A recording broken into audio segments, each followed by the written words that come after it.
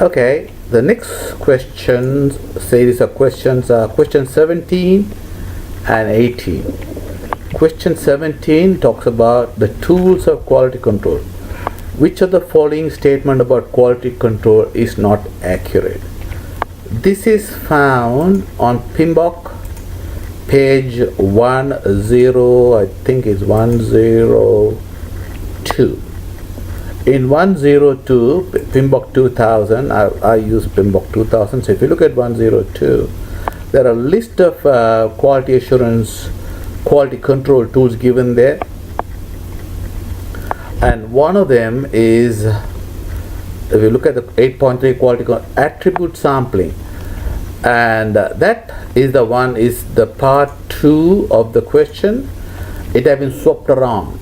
The variable, instead of variables, attribute sampling, in the answer, the question, in the question and answer situation, question 2, they are swapped around.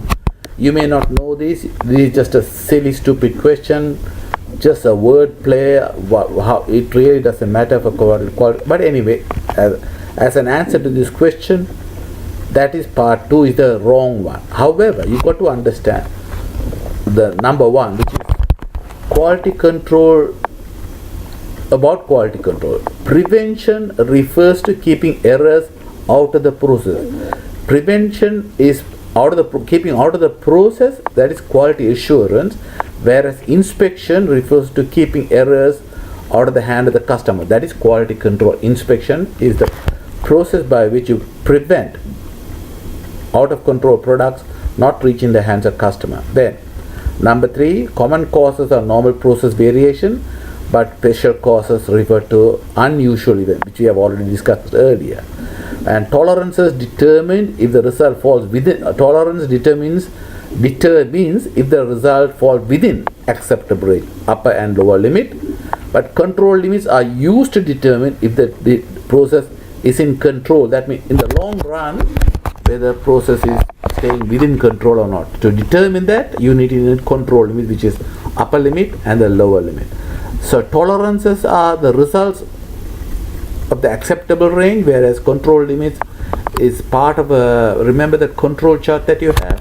In that, it's a trend analysis. When you, over time, that falls within limit, okay? Now, that's the big answer for part 17. Of course, the simple answer is, number 2 is just a word swap for attribute.